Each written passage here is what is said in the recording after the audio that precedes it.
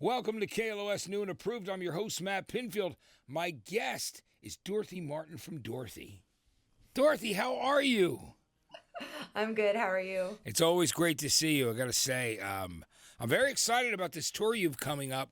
You're hitting the road the end of this month, and you're going to be going straight through the end of May. And then who knows after that? You'll probably be, I'm sure, touring even more, right?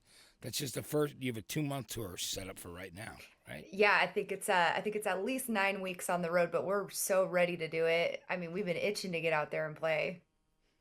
It's time, it really is. And, this record I'm really excited about. I know it's going to be released in the spring, which is coming up in no time, but it's a great album. Gifts from the Holy Ghost. Can you tell us about the title to the album? Because it's a great title for the third record. Talk to me about it. You want to hear about the title for the album, right? Yes. So, yeah, Gifts from the Holy Ghost is the title. It's also the title track on the album. And it just, weirdly enough, popped into my head one day when I was living in Brooklyn for a month at a hotel, and I was working on the earlier stages of the record with Joel Hamilton at Studio G. And I woke up one morning and I was having my coffee, and I just thought, Gifts from the Holy Ghost. That sounds like the album title. Then I dropped that phrase into an old song that we had called Spokane Fire, and it completed the song. So it came full circle and became the title track for the album. It's really great. Now, let's talk about making of this record. It's your third album. It's you've worked with some great people on it, and I want to talk to you about where the songs were. I mean, and where they came from in that time since the last record. 28 Days in the Valley. Can you give us a kind of a time frame of when you started working on these songs and what was going on in your life at the time? So I started writing Gifts from the Holy Ghost over two and a half years ago, and I got together with friends of mine like Keith Wallen. We met on the Breaking Benjamin tour. We opened for Breaking Benjamin in the summer of 2019. It was the most amazing tour, very long, but really fun because we did all these theme parks in between playing these stadium shows. And Keith and I became friends, and he's like, "Man, I want to write with you." So that's how I started. I just I didn't have too many cooks in the kitchen. I just wanted to take this record and make it the way I wanted to make it. And I called a bunch of friends, and Keith was one of the first people I started writing with. He and I wrote Made to Die, which I know you love, Matt. Yeah, I do love that song. Can we talk about Rest in Peace, this great single that you have out right now that is, sailing to the top of the charts on my countdown? Can we talk about Rest in Peace? Yeah, we could talk about Rest in Peace. Thank you for supporting the song, first of all. Second of all, Scott Stevens actually had written that song, I guess, with me in mind, because it did feel like he took the words right out of my mouth. And I had a great time tracking the vocals with him. He creates this really safe space for artists. And Scott Stevens and the Four Horsemen are just wonderful to write with. And he had this song, and he invited me to write some more with them. So we ended up doing Black Sheep together. But Rest in Peace it felt so strong that that's what we wanted to really go to radio with. And, I call it the anti-love song, the anti-love letter, because it sounds like a breakup song. But to me, it's about me telling my demons to suck it, and like my issues that I'm refusing to partner with my dysfunction or things I've done in the past or who I used to be, because we're all on this journey and this learning experience, and it's just a confidence boosting song. And I'm just so grateful that Scott thought of me in that way. And Scott's such a great songwriter. He's worked with, Lizzie Hale, Hailstorm, Chris Daughtry. He's just really, I think, his finger on the pulse of everything that's going on right now. But this song, it definitely feels like you 100%. It is your song. That's how I feel about it. He did it. Yeah, he did a good job. Like, I would have picked that song out in a lineup, and he is an incredibly talented person, a very, very talented writer, and everything, singer, producer, guitar player, everything. I mean, he's just a triple, quadruple threat. Talk to me about some of the great people you have on the record, too. Trevor Lukather, who's Steve Lukather of Toto's son, is a great guitarist. Tom Morello from Rage Against the Machine and Audioslave, of course, is the one who introduced me to him years ago. And I was so happy to hear you guys were working together. Yeah, Trevor Lukather and I worked together. We did 3 songs on Gifts from the Holy Ghost. We did a song called Hurricane, Top of the World, and Touched by Fire. I'm just obsessed with the way he plays his guitar solos and how melodic they are. Good producer. I mean, great producer, great guitar player. It was just really fun. He reached out to me and was like, "Hey, how's it going, D? And do you want to write some songs?" And I'm like, "Actually, yes, because I'm actively writing this record and I'm looking for people to work with." And we're all in like similar friend circles and all that. So I went to a studio in LA, and I think the first song we wrote was Hurricane. And it is so funny. He's playing me the track in the studio, and I'm just like singing gibberish into my phone because I don't have the lyrics yet, but I have like this melody that's coming. And he's like, "Yeah, that's really great." And so we fleshed out the lyrics after, and on the car ride home, because like I'll come to LA and stay in a hotel. But on my way back to the hotel, we had gotten all the verses, and I'm driving and I'm listening to the track, and I start writing the chorus as I'm driving, and I'm like, "Oh, I'm gonna crash my car. I need to record this immediately." And it was just like so much fun to be in the studio with him. It was a great experience. Those 3 songs, they have this just very electric, energetic stadium rock feel to it. I think they're gonna do well with like, placements for big movies. It just feels like superhero music to me, and that's exactly what I wanted. And he knocked it out of the park. And plus, he's just the funniest guy I know, besides Elliot Larango. Elliot's funnier. Talk to me about the writing of the lyrics on this record. You always write empowering lyrics, about, getting through rough times and believing in yourself. And I feel like you share that message because you and I are both in recovery.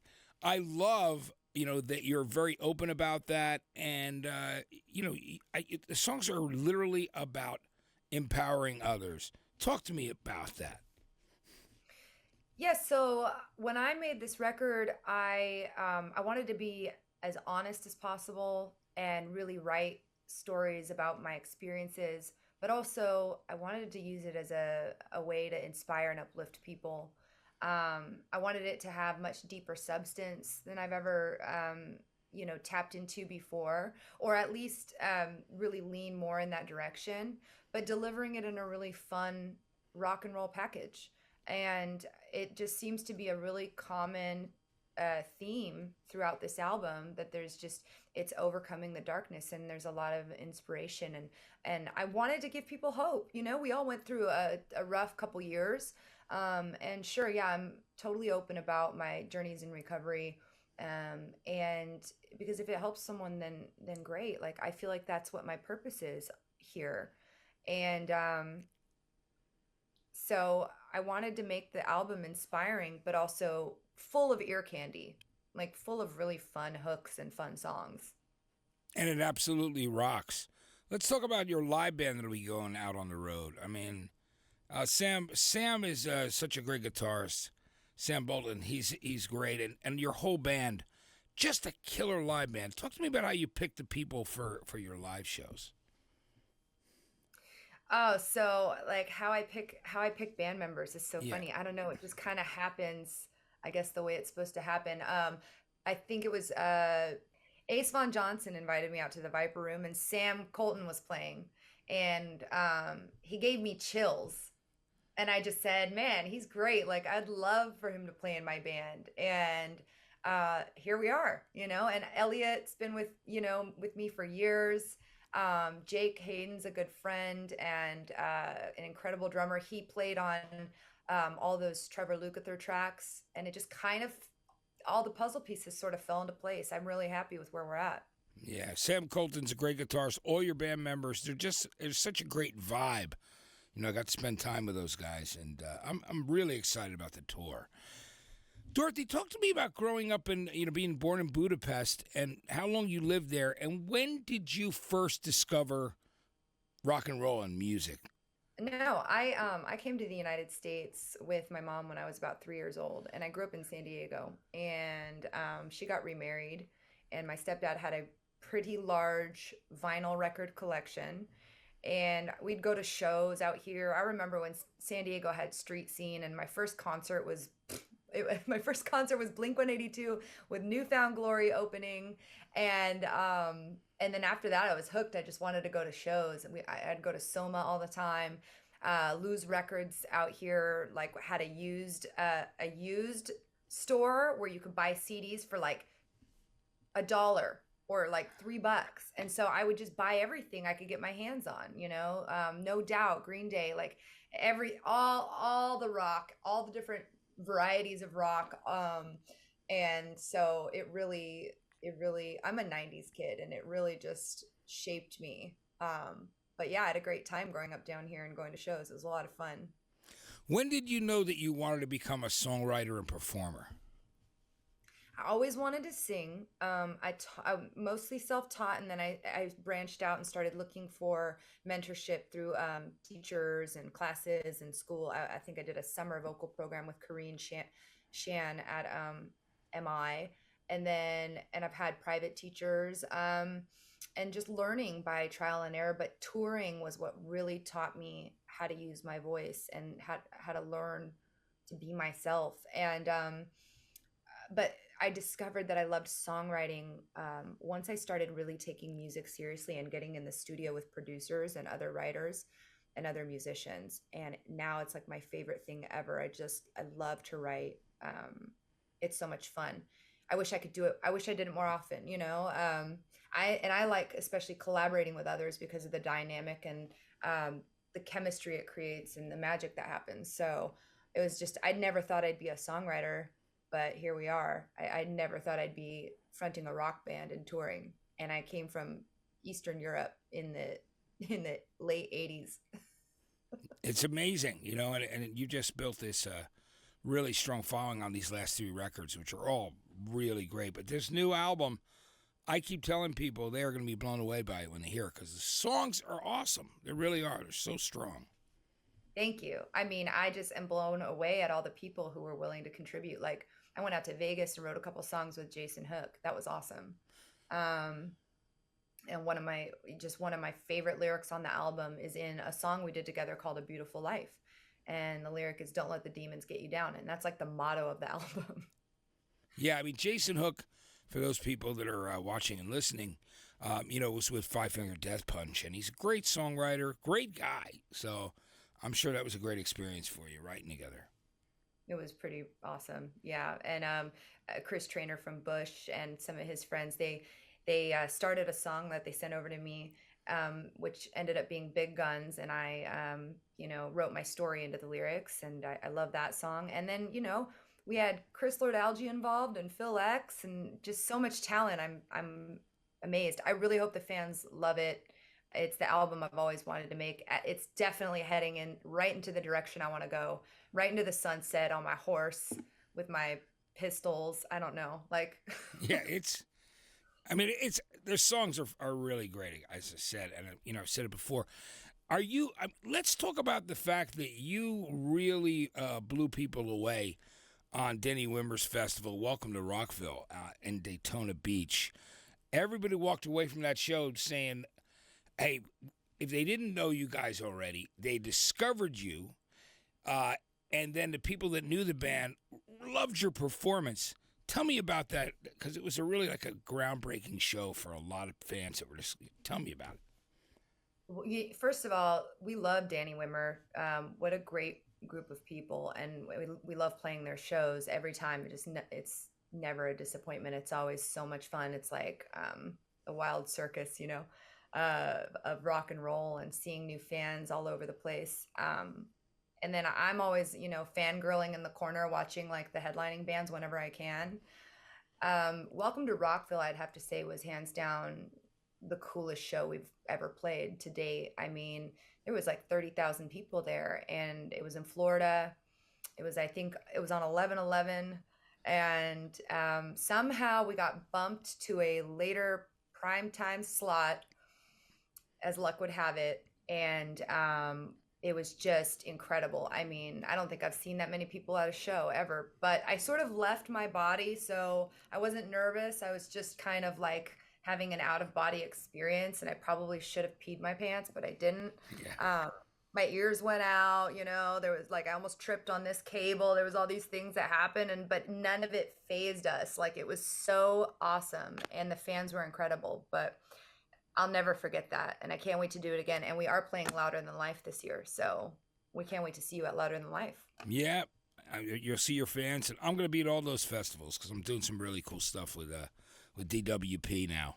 Danny's an old friend, so we started teaming up on some things. So I will definitely be seeing you there. Probably be interviewing you again more than once, which I love to do because you're. Yeah, let's do it in person. Yeah, I know.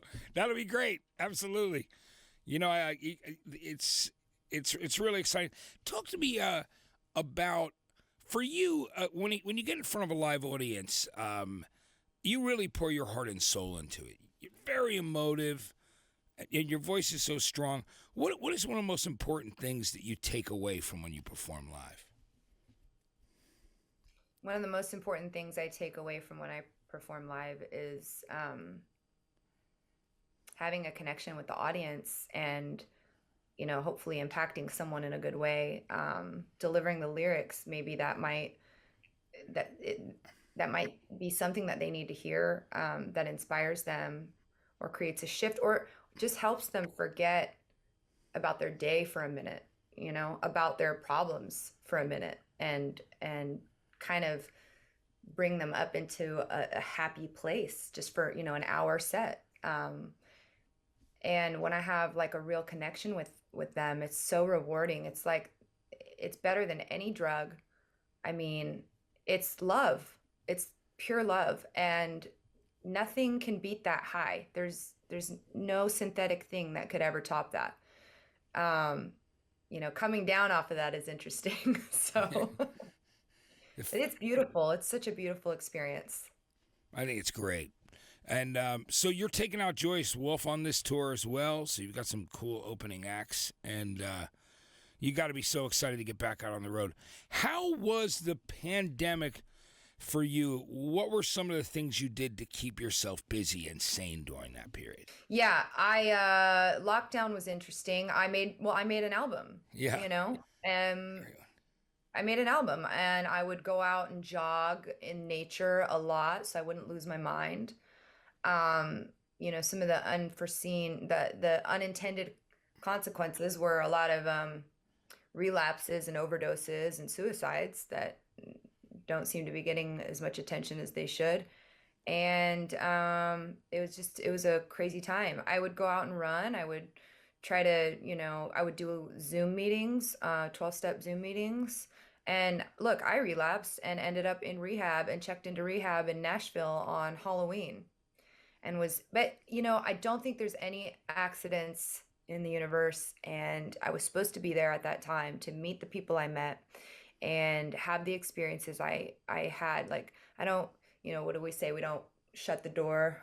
We don't regret the past or wish to shut the door on it. And certainly I've learned throughout my journey. And, but yeah, obviously it was a crazy time for everyone. And I knew we would get through it. And once we did, there would be rock shows and we would need this album. So I didn't give up and I kept going and I finished the album and here we are. Can't wait to share it with everybody. I think it's fantastic, Dorothy. It's great. We went through similar things because, yeah, I had relapsed during the lockdown as well, earlier on. But, it's the music and everything else and the people in our lives that are really positive that keep us going. And it's the most important thing. And, of course, recovery for you and I. I think it's the most beautiful thing. And it feels good to be alive every day. I'm super grateful to be here. And to be talking to you is always such a pleasure, I've got to tell you. Me too, and you inspire me so much, and I love when we get to talk about this. So I'm just so grateful and humbled and just excited to be here, and I really thank you for all the love and support you've given us. That's great. And I will continue to do so, and so will KLOS, because we do absolutely love you guys. We have something special dropping on Friday. We have an acoustic song dropping on Friday. And then we have a song that is specially for the fans called Black Sheep. but I don't know the date. Actually don't know the date, but it is the next song that we're putting out. Yeah. So that one is specifically for the fans of rock and roll, and that's written by me and Scott Stevens and the Four Horsemen for the rock family. Um, and there's a lyric I love in the song that says, "We are blood, we're family." It's like we're blood, you know. You go to a show and it's just so unifying and special. And rock and roll brings people together. So that's the next song. Wish I could give you a date, but I don't actually know it. It is soon though. Well, that's great. And we still haven't decided yet on a release date for the album, but we know it's in the next couple of months. Yeah, we do have the release date. It drops in April. Yeah. I'm not gonna leak the date just yet, but it does drop in April, and we'll be in the middle of our tour, which is great. That sounds great. Well, I can't wait for people to hear the album. Dorothy, love you. I love having you on the show. You're always so cool. And I'm so glad that Rest in Peace is doing amazingly here on KLOS and on the new and approved countdown. So I just wanted to say it's great having you today and really good catching up. Well, thank you. Thank you for having me. And yeah, people send me screenshots every day that they're, listening to the song on the radio. So that's all you guys and my amazing team. They're just so wonderful. So thank you, really, from the bottom of my heart. You got it, Dorothy. Dorothy Martin from the band Dorothy. Don't forget, Gifts from the Holy Ghost coming out in April. Not to mention the tour is happening from the end of March to the end of May. Make sure you check out the band live. I'm Matt Pinfield. You've been watching and listening to KLOS New and Approved.